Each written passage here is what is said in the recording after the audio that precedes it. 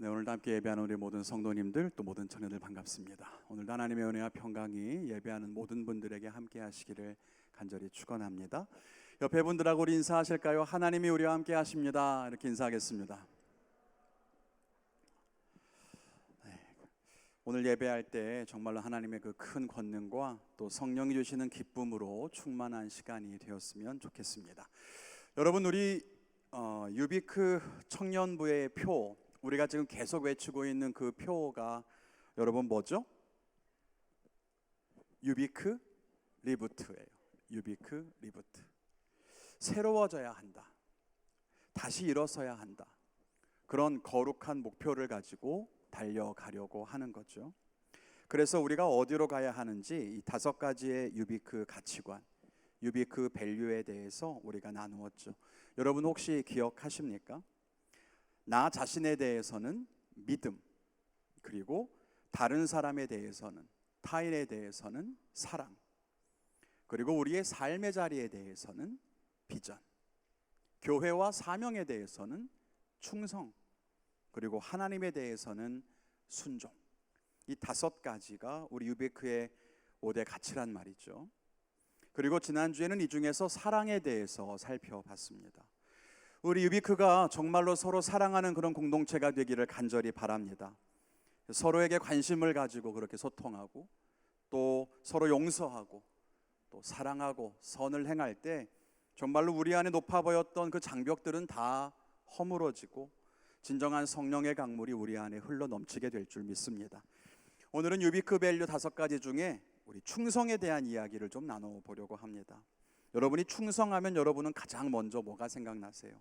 대부분 군대 이미지를 생각하게 될 거예요. 군인들이 격리할 때 외치는 구호도 우리나라에서는 충성이 아마 제일 많을 것 같습니다. 군인들에게 요구하는 군인 정신 중에서도 이 충성이 큰 부분을 차지하기는 합니다. 그래서 충성 그러면 곧 군인의 이미지를 보통 떠올리게 되는데요. 그런데 요즘에는 이 마케팅과 기업에서도 충성이라고 하는 말이 많이 사용돼요. 여러분 고객 충성도, 여러분 이런 말 혹시 들어보셨습니까? 이 고객 충성도란 기업과 고객 사이에 유지되는 어떤 감정적인 관계를 설명하는 말입니다. 쉽게 말하면 고객들이 어떤 기업과의 관계를 유지하고자 하는 그런 의지가 높고 다른 회사 제품이 있지만 경쟁사의 제품 사지 않고 이 회사 제품을 반복적으로 구매하면 이 고객은 충성도가 높다 이렇게 표현을 하는 거예요. 그래서 이렇게 충성도가 높은 고객에게는 특징이 있습니다. 먼저는 이 회사의 제품을 반복적으로 구매해요. 그리고 그 제품을 많이 사용할 뿐 아니라 다른 사람들에게 막 소개를 해서 다른 고객들의 유입을 돕고요. 적극적이고 능동적이고 긍정적인 피드백을 회사에다 계속해서 제공합니다. 그리고 늘 다양한 채널을 통해서 그 회사와 직접 소통하기를 좋아해요. 그런 사람이 충성도가 높은 고객인 겁니다. 그러다 보니까 이 기업들은요, 고객의 충성도를 높이기 위해서 많은 노력을 기울입니다. 우리 기업에 다니는 분들은 고객 평생 가치, 이런 말 아마 들어보셨을 텐데요. 앞으로 취업 원하는 분들도 아마 자주 듣게 될 거예요. 한 명의 고객이 평생 동안 이 기업에 얼만큼의 이익을 제공할 수 있는가, 내가 어떤 기업을 정말 좋아해서 그 기업에 평생토록 얼마의 가치를, 얼마의 이익을 내줄 수 있는가라고 하는 것을 의미하는 건데, 충성도가 높다면 당연히 저 LTV가 높겠죠. 그래서 기업은 고객들의 LTV를 높이려고 합니다. 그래서 고객들을 VIP로 등급 관리하고 할인 혜택을 주기도 하고요. 다양한 이벤트를 하는 것도 결국은 저 충성도, LTV를 높이기 위해서 그렇습니다. 왜 그럴까요? 왜 기업들은 충성하는 고객을 그렇게 원하는 것일까요? 충성스러운 고객들이 많다는 건 그만큼 그 기업이 튼튼하다는 뜻일 거기 때문입니다. 우연히 지나가다가 이 물건을 산 사람들이 아니라 이 회사의 제품이라고 한다면 정말 앞뒤 안 가리고 그냥 구매해 주는 사람들이라는 뜻이니까. 그래서 기업이 이익을 내고 안정적으로 운영하는 데는 이 LTV가 굉장히 중요한 거예요. 갑자기 주일 설교 시간에 왜 이런 이야기를 하는가 하면, 기업에서 고객들에게 기대하는 이 충성도라고 하는 것이 우리가 하나님의 나라를 위해서 드려야 하는 충성과 별반 다르지 않지 않나? 이런 생각을 좀 했기 때문입니다. 오늘 말씀에서는요, 바울이 자신과 그의 동역자들을 가리켜서 우리는 그리스도의 일꾼이다, 하나님의 비밀을 맡은 자다, 이렇게 이야기합니다. 그러면서 그런 사람들은 마땅히 충성해야 한다라고 말해요. 저는 우리 유비크 청년들과 우리 일상왕림교회 성도님들에게 묻고 싶습니다. 여러분들은 저 바울의 고백처럼 하나님께서 부르신 하나님 나라의 일꾼이 맞습니까? 여러분은 세상에 전해야 할 말씀을 가진 증인이 맞습니까? 여러분에게 하나님께서 직분을 맡기고 여러분이 지금 하고 있는 그 일을 하나님이 여러분에게 정말 맡기셨다고 여러분들은 믿습니까? 그럼 마지막으로 묻겠어요. 그럼 여러분들은 하나님께 충성된 종이라고 인정받을 수 있겠습니까? 나는 하나님의 일꾼이고 부름받았고 하나님이 내게 비밀을 맡겨주셨고 하나님이 내게 직분과 어떤 일들을 맡겨주셨다고 한다면 그 일을 맡은 우리는 충성스러운 일꾼이라고 인정받을 수 있겠냐는 거예요. 하나님의 일을 맡은 자들에게 구할 것은 충성이라고 했습니다. 그런데 우리는 하나님 나라에 과연 충성하고 있나요? 기업에서도 고객의 충성도를 따지는데 우리가 어떤 회사와 특정 제품에 그렇게 매달리는 것처럼 충성하는 것처럼 하나님 나라에 충성하고 있습니까? 유비크 밸류를 정하면서 우리가 충성을 우리의 목표이자 거룩한 어떤 가치로 삼은 이유가 바로 여기 있습니다. 우리는 평생토록 하나님을 위해 섬기는 삶을 살게 될 거예요. 여러분들이 신앙생활을 계속하는 한 여러분들은 평생 하나님을 섬기는 삶을 살게 될 겁니다. 작게는 우리 청년부에서 어떤 일을 맡을 수도 있겠죠. 리더로, 팀장으로, 예배팀으로, 안내위원으로 섬길 수 있을 겁니다. 나중에 어른이 되면 집사, 권사, 장로의 직분을 맡을 거예요. 뿐만 아니라 복음을 전하는 전도자, 기도하는 중보자, 가르치는 교사, 많은 일들을 감당하게 될 겁니다. 그렇게 우리는 평생토록 다양한 직분과 사명들을 가지고 살게 될 텐데, 그런데 그 직분을 감당할 때 가장 중요한 가치 가운데 하나가 바로 이 충성이라고 하는 겁니다. 대충 하는 것이 아니라 충성되게 일하는 것, 계산하고 따지지 않고 충성하는 것, 자기 생각을 앞세워서 주저하지 않고 충성하는 것, 그것이 하나님의 일을 맡은 자들에게 요구되는 거룩한 가치이기 때문입니다. 앞에서 고객의 충성도에 대한 이야기를 좀 했는데요, 기업에서 고객들이 왜 회사에 충성하는지 그 이유를 분류해 놓은 항목이 있어요.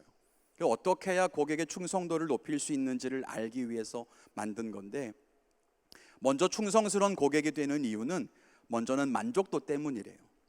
그 회사 제품을 구매해서 사용해 보니까 좋더라, 난 여기 참 좋아, 이런 느낌 때문인 거죠. 그래서 불평 없이 반복적으로 저 회사의 제품을 구매합니다. 그런데 문제는 더 나은 조건이나 더 좋은 제품이나 할인율 등 다양한 이유로 만족도가 바뀌면 다른 경쟁사로 옮겨가는 사람들이에요. 기분 판 거예요. 내가 좋으면 좋은 거, 싫으면 싫은 거, 이런 거죠. 둘째는 가격에 충성하는 고객이 있대요. 이 회사의 제품을 사는 유일한 이유는 낮은 가격 때문에, 가성비가 좋아서. 그럼 여러분, 돈을 절약할 수 있는 다른 옵션이 등장하거나 가성비가 좋은 타사 제품을 만나게 되면 이 사람들은 떠나가는 거예요. 난 어차피 가격 때문에 택한 거니까. 세 번째는 어떤 충성도 프로그램에 충성하는 사람들이에요. 이 사람들은 제품 자체보다 그 회사가 주는 프로그램이나 혜택이 좋아서, 그 회사에서 하는 어떤 일들과 이 제품을 삼으로써 내가 얻을 수 있는 어떤 것이 좋아서, 그래서 그 기회를 제공하는 것 때문에 좋아하는 거예요. 네 번째는 편의성에 충성하는 고객도 있어요. 이 사람들이 충성하는 이유는 사용하기가 편해서예요. 카톡 선물하기 중에서 여러분 커피 보내시고 아이스크림 보내시고 할 때 우리는 보통 특정 제품을 쓰게 된단 말이에요. 왜? 편하니까, 가장 잘 되어 있으니까. 마찬가지라는 거예요. 편하니까 쓰는 거예요. 다섯 번째는 무료 서비스에 충성하는 고객이에요. 이 사람들은 판매하는 제품에 관심이 없어요. 이 사람들은 무료로 뭘 주느냐, 무료 와이파이를 제공하느냐, 아니면 아이를 키우는 분들에게는 기저귀를 갈 수 있는 무료 테이블을 제공하느냐, 화장실 무료로 쓸 수 있냐, 이런 게 좋은 사람들이죠. 그리고 마지막으로는 진정한 충성 고객들이 있어요. 이 사람들은 반복적으로 제품을 구매하고 자기가 이 제품을 통해 얻었던 만족을 다른 사람들에게 막 전해요. 그리고 막 소개를 해요. 정말 좋다고. 아직도 그거 써? 이게 진짜 좋아? 이렇게 막 이야기를 하는 사람들이죠. 왜 이렇게 길게 고객의 충성도를 이야기하느냐 하면 우리가 하나님 나라에 충성할 때도 이와 비슷한 이유로 충성하고 있지 않은가 이런 생각이 문득 들었던 거예요. 여러분 닮아 있지 않습니까? 자기 만족도 때문에 회사에 충성하는 사람처럼 우리도 마음 내키면 하나님 나라에 충성할 때가 있어요. 교회도 열심히 나와요. 그러다가 내 기분 상하고 마음에 안 들면, 아니면 다른 교회가 더 좋아 보이면 휙 떠나는 거예요. 왜? 그쪽이 더 좋으니까. 여기보다 그냥 내 마음 내키는 대로, 뭐 충성 없어, 내 마음 내키는 대로 좋은 곳으로 가는 거죠. 세상이 더 재미있으면 세상으로 가고, 다른 교회가 더 좋아 보이면 다른 교회로 가요. 그냥 기분 따라 신앙생활 하는 겁니다. 또 가격에 충성하는 사람들처럼 우리도 무언가 경제적인 이유 때문에 하나님께 충성할 때도 있어요. 하나님이 우리의 재정을 늘려주시거나 교회를 통해 돈을 벌 수 있지 않을까, 이런 생각으로 나오는 사람들도 있죠. 아니면 교회가 제공하는 어떤 프로그램 때문에 충성하는 사람들도 있어요. 일상광림교회는 교회 학교가 잘 돼 있으니까, 유비크 청년부의 비전 트립이 참 좋다고 하니까 그 프로그램 때문에 교회를 나오는 사람들도 있어요. 그 혜택을 누리려고. 아니면 편리성 때문에, 쉽게 살려고 하는 욕심 때문에 교회를 나오기도 합니다. 하나님께 기도해서 내가 원하는 거 100만큼 노력하지 않고도 좀 얻을 수 있지 않을까, 좀 쉽게 살 수 있지 않을까, 이런 마음 때문에 나오는 사람들도 있을 거예요. 반면에 정말 충성하는 사람들도 있겠죠. 하나님이 내게 어떻게 하시든지 상관없이, 우리 청년부와 교회의 모습이 어떻든지 상관없이 끝까지 충성하는 사람도 아마 있을 겁니다. 여러분은 우리 청년부와 우리 교회에 대해서, 혹은 사명과 맡기신 일에 대해서 어떤 태도를 가지고 계십니까? 어떤 이유 때문에 여러분은 여기와 앉아 계시고 일상광림교회를 선택하셨고 유비크 청년부에 출석하고 있습니까? 우리가 편하게 살려고, 원하는 것을 얻으려고, 아니면 내가 지금은 기분이 좋으니까? 그래서 사명을 감당하는 사람은 얼마 가지 않아서 포기하게 됩니다. 내 마음이 예전 같지 않아요. 그래서 그냥 내려놓을래요. 그거 했더니 경제적으로 손해보는 것 같아요. 나 못하겠어요. 내가 기대했는데 원하는 걸 얻을 수가 없네요. 난 그만하겠습니다. 그래서 교회도 떠나고 청년부도 떠나고 사명도 내려놔요. 그런데 여러분, 그건 진정한 충성이 아니라고 하는 겁니다. 오늘 말씀을 통해서 우리가 정말 신앙인으로서 꿈꿔야 할 이 바른 신앙의 태도인 충성은 무엇인가, 우리가 어떻게 살아야 할 것인가 함께 생각하며 진짜 은혜를 나누기를 원하고, 여러분 각자가 정말 하나님께 충성하는 그런 믿음의 사람으로 결단할 수 있는 귀한 시간이 되시기를 주님의 이름으로 축원을 드립니다. 첫 번째로는 성실한 것이 충성이라는 거예요. 너무 뻔하지만 성경에 보면 예수님께서 착하고 충성된 종과 악하고 게으른 종을 구분하는 것을 볼 수 있어요. 한 사람이 종들에게 각각 5달란트, 2달란트, 1달란트를 주고 길을 떠납니다.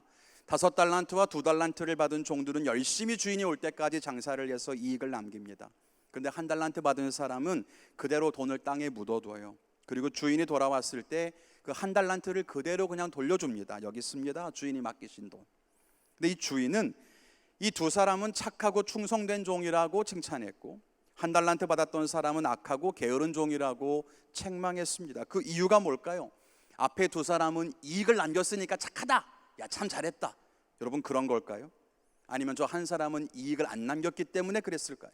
아니에요. 그 이유는 이 두 사람은 주인을 위해서 계속해서 열심히 삶을 살았고, 이 한 사람은 그냥 돈을 땅에 묻어둔 채 자기 인생을 살았기 때문이에요. 이 종은 주인이 맡긴 일을 자기와는 무관한 것처럼 생각했어요. 그대로 그냥 땅에 묻어두고 살았습니다. 그리고 결산할 때가 되어서 그제서야 묻어두었던 달란트를 꺼내가지고 와서는 여기 당신의 돈이 있습니다, 이렇게 이야기해요. 내게 맡기신 것입니다라고 말하지도 않아요. 여기 당신 거 여기 있습니다, 이렇게. 주인이 맡긴 것을 잃어버리지 않고 잘 관리했다고 자랑하는 것처럼 이야기합니다. 그런데 여러분, 주인이 맡기신 것을 잃어버리지 않고 잘 관리한 것이 잘한 것이 아니라, 주인이 맡긴 것을 가지고 열심히 살아갔던 것을 저 주인은 더 기뻐하셨다는 거예요. 우리 지난주에 운동성과 방향성에 대한 이야기를 했어요. 움직이지 않으면서 우리가 앞으로 나아갈 수 있을 거야 라고 생각하는 건 여러분 모순입니다. 우리가 하나님을 위해서 열심히 일하지 않으면서 나는 충성스러운 일꾼이야 라고 생각하는 것은 말이 되지 않습니다. 오늘 바울은 자신을 그리스도의 일꾼이라고 그렇게 칭합니다. 그러면 여러분, 그리스도의 일꾼이라면 어떻게 해야 할까요? 그리스도를 위해서 일해야겠죠. 그리고 자기를 가리켜 하나님의 비밀을 맡은 자래요. 그럼 어떻게 해야 될까요? 그 비밀을 사람들에게 전하고 가르치는 데 힘써야 되겠죠. 여러분, 이게 충성이라고 하는 겁니다.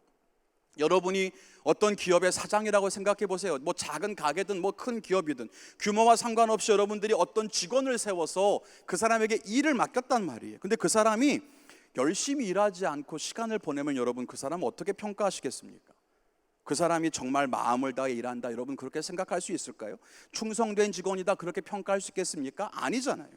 우리도 마찬가지입니다. 우리는 하나님의 나라와 교회와 또 이 청년부를 위해서, 그리고 우리에게 맡기신 일들을 위해서 성실하게 살아가야 할 필요가 있습니다. 그런데 이 성실에는 두 가지가 필요해요. 이 두 가지가 있어야 우리가 정말 성실하게 충성스럽게 하나님을 섬길 수 있거든요. 그 하나는 하나님을 섬기고 사명을 감당하려는 스스로의 의지가 있어야 돼요. 내가 하나님을 섬기고 이 사명을 감당해야지라고 마음먹는 그 의지가 있어야 돼요. 누가 시켜서 억지로 하는 일은 오래가지 못합니다. 그리고 항상 기회만 되면 다시 돌아가려고 그래요. 억지로 맡긴 일은 기회만 되면 그냥 좀 버리려고 그래. 사람의 마음이 그렇다는 거예요. 예전에 방영했던 미스터 선샤인이라는 드라마에 보면 이런 대사가 나와요. 빼앗긴 것은 되찾아올 수 있지만 내어준 것은 돌려받을 수 없습니다. 여러분, 우리가 하나님의 일을 맡아서 하려고 하면 그건 내가 선택한 것이, 억지로 맡으면 내가 선택한 게 아니기 때문에 언제든 물으려고 하는 거예요. 이건 내 의지와 상관없으니까 되찾아와야지, 다시 물려야지, 그런다는 거예요. 그렇지만 우리가 스스로 하나님을 위해서 드리면 그건 영원히 하나님이 받으시는 재물이 되는 겁니다. 되돌릴 수 없는 거예요. 하나님이 우리를 부르실 때에 하나님이 힘도 있으시잖아요. 위엄도 권위도 있으시잖아요.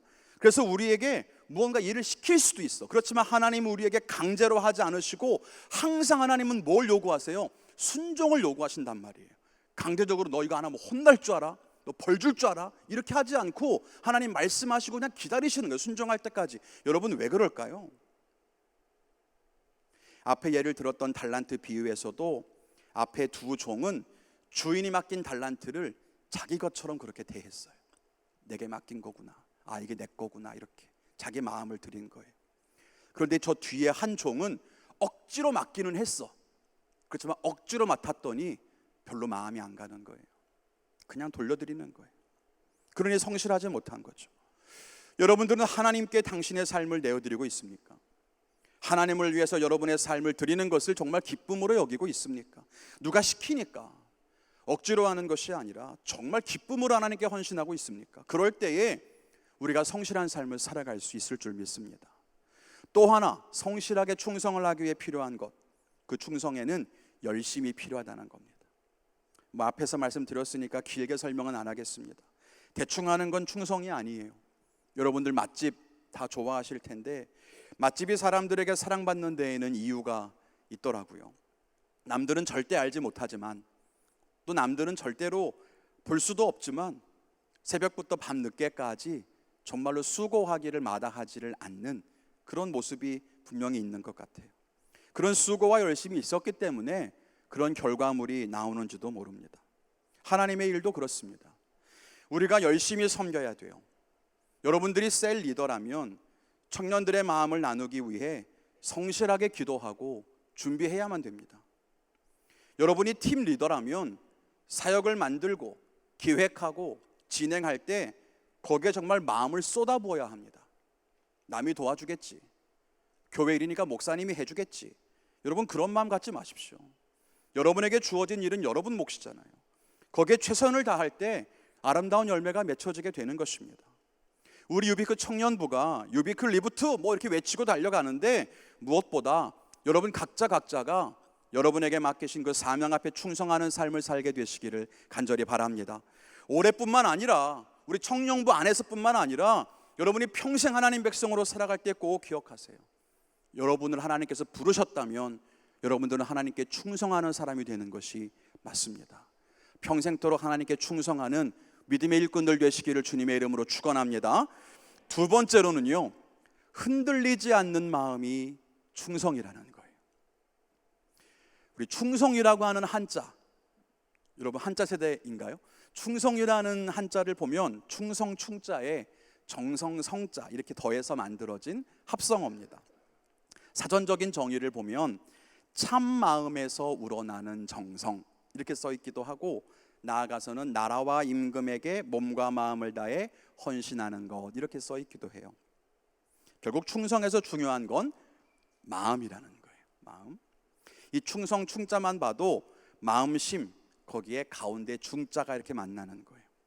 마음의 중심이 잘 세워져 있는 것, 마음이 굳건한 것, 흔들리지 않는 것, 그게 충성이라는 겁니다.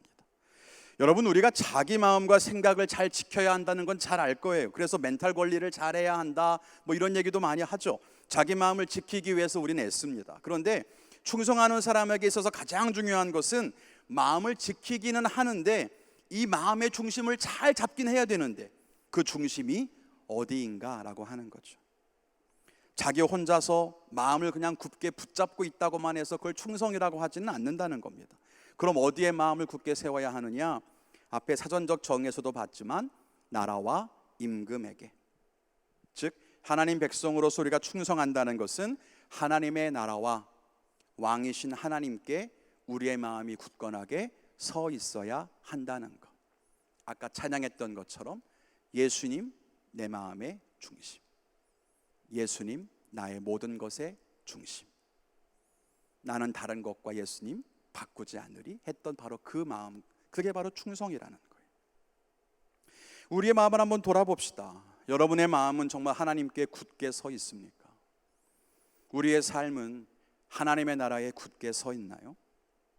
성경에서는 믿는 사람들의 삶을 나무에 비유할 때가 많습니다. 여러분 잘 아시는 복 있는 사람은 이렇게 시냇가에 심은 나무와 같으니, 이 말씀에 보면 시냇가에 심은 나무는 가뭄 중에도 잎사귀가 마르지 않는데요, 그리고 시절을 쫓아서 열매를 맺어요. 그래서 모두가 그런 삶을 살기를 꿈꿉니다. 와, 참 좋겠다. 잎사귀가 마르지 않고 열매를 맺으면 정말 좋겠다. 근데 여러분 그 조건이 뭐예요? 시냇가에 심긴 나무가 되어야 한다는 거거든요. 그런데 여러분 왜 나무일까요? 나무에게서 가장 중요한 것은 뭘까요? 한번 심으면 자리를 옮기지 않는다는 거예요. 나무는 한번 심으면 뿌리를 내리면 옮기지 않는다는 거예요. 여러분들이 시냇가에 심긴 나무면 시냇가에 심긴 그 자리에서 하나님을 떠나지 않고 교회를 섬기고 충성하는 마음으로 마음이 흔들림이 없이 그 자리를 굳건하게 지킬 때에 잎사귀가 마르지 않고 열매를 맺는 거예요. 이리저리 복을 따라서 옮겨 다니는 것이 아니라, 그게 바로 충성이에요. 우리는 성경에서 충성하는 많은 사람들의 모습을 볼 수 있는데요, 오늘 사무엘상 14장에 여러분이 잘 알지 못하는 유명하지 않은 한 사람의 이야기를 좀 소개하려고 합니다. 여러분 요나단이라는 사람을 잘 알 거예요. 이스라엘의 첫 번째 왕인 사울의 아들인데요, 사울이 이끄는 이스라엘이 블레셋과 전쟁을 하게 됐습니다. 근데 이 블레셋의 전력은 병거, 즉 마차가 3만, 말을 탄 기병이 6천, 보병은 모래처럼 셀 수 없다라고 성경에 기록하고 있어요. 거기에 비해 이스라엘은 3천 명이 모였는데 그것도 겁먹고 다 도망갔어. 남은 사람은 600명밖에 남지를 않았습니다. 누가 봐도 이건 패할 수밖에 없는 전쟁이에요. 이때 왕의 아들 요나단이 자기의 무기를 드는 소년, 즉 자기 시중 드는 소년한테 이렇게 이야기합니다. 우리 둘이 적진으로 들어가자. 여러분 이게 얼마나 두려운 일입니까?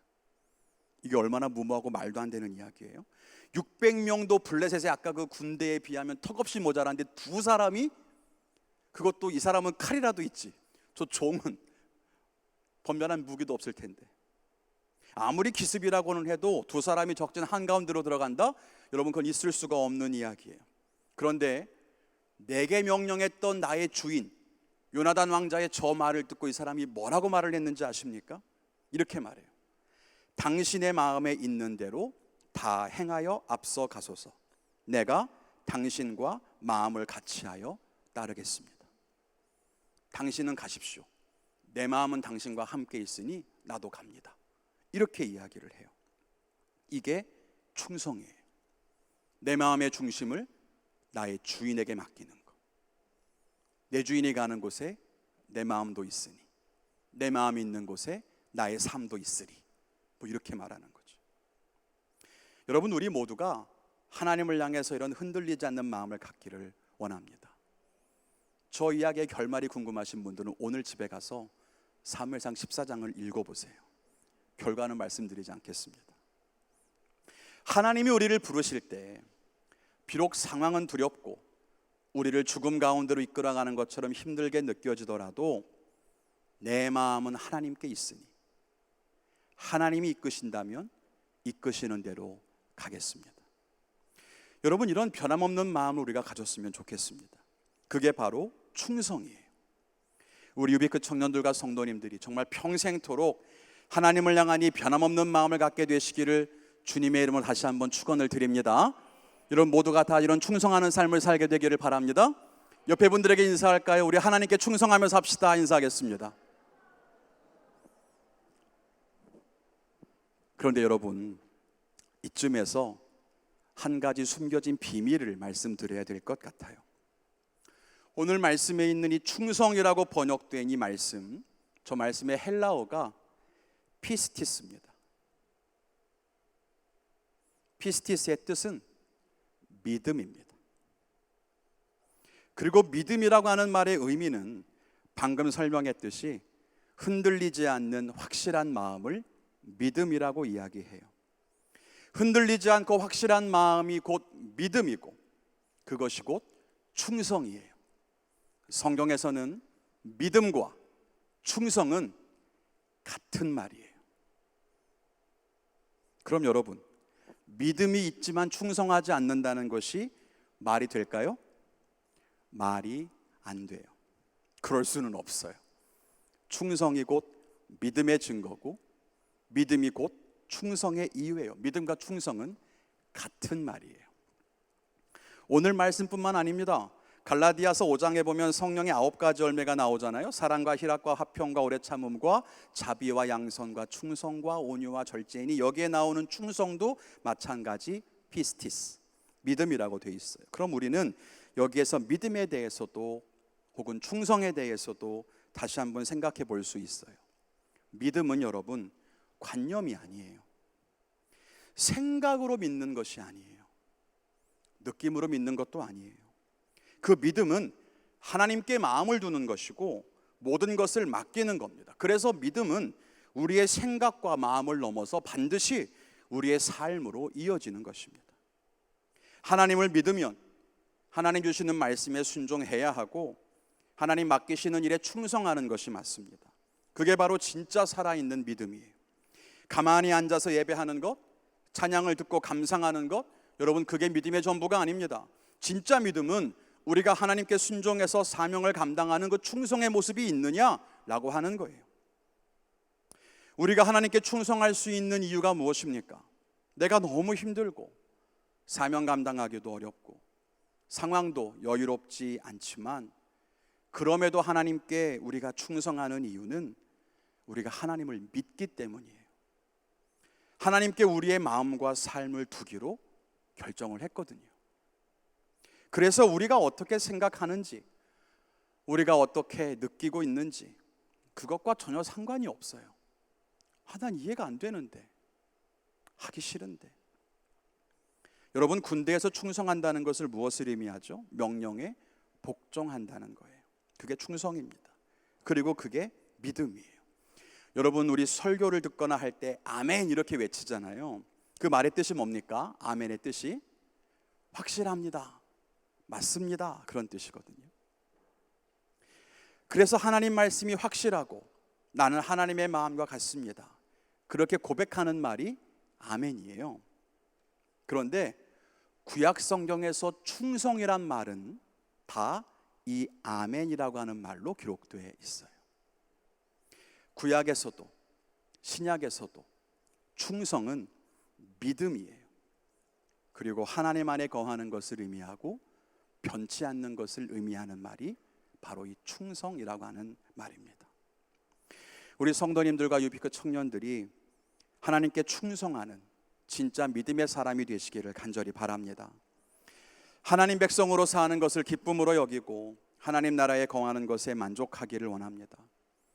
값싸고 좋아 보이는 그런 물건을 따라서 이리저리 헤매이는 그런 고객들과 달리 세상이 아무리 우리에게 좋은 것을 준다고 해도 하나님께 드린 내 마음을 되찾아오지 않겠다는 그런 믿음의 결단, 그게 있었으면 좋겠어요.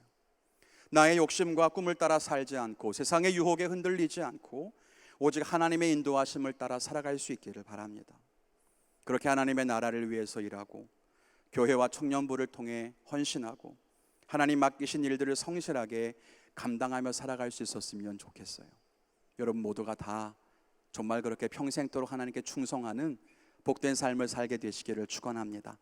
이제 말씀 맺겠습니다. 예배팀은 나와서 찬양과 기도를 준비해 주시기를 바라고요.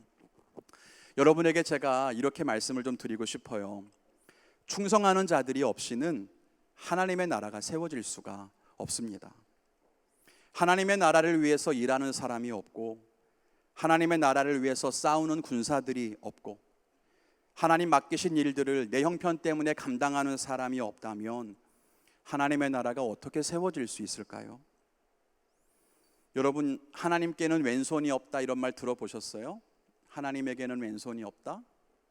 성경에 보면 하나님이 비록 영이시지만 우리가 이해하기 쉽게 하나님을 사람처럼 묘사하세요. 하나님이 여러분들의 상황을 지켜보시죠? 그럼 하나님에게 뭐가 있다는 거예요? 눈이 있다는 거예요. 하나님 우리에게 말씀하시죠? 그럼 뭐가 있다는 거예요? 입이 있다는 거예요. 여러분 기도하는 소리, 신음소리 하나님 들으시죠? 그럼 뭐가 있어요? 귀가 있어요. 우리가 드리는 찬양과 기도는 향기로운 제사래요. 그럼 뭐가 있어요? 코가 있어요. 하나님은 보좌에 앉아 계세요. 그러니까 몸뚱이가 있어요. 하나님은 행하시기도 해요. 발이 있어요. 그리고 무엇보다 하나님에게는 전능하시고 능력이 있는 오른손이 있어요. 주의 오른손으로 너를 붙드사. 근데 성경 어느 곳에도 주의 왼손은 나오지 않아요. 그래서 어떤 분이 그렇게 말씀하세요. 하나님의 왼손이 바로 여러분이다. 하나님의 능력의 오른손과 함께 주의 일을 할 수 있는 왼손을 하나님께서 부르시고, 하나님은 능력의 오른손이 있지만 한 손으로 일하지 않으시고 반드시 그의 백성들을 불러 함께 일하신다, 이렇게 말씀을 하는 분들도 계시더라고요. 그래서 우리를 부르시는 거예요. 하나님이 능력이 없어서 우리들을 도격자로 부르시는 게 아니에요.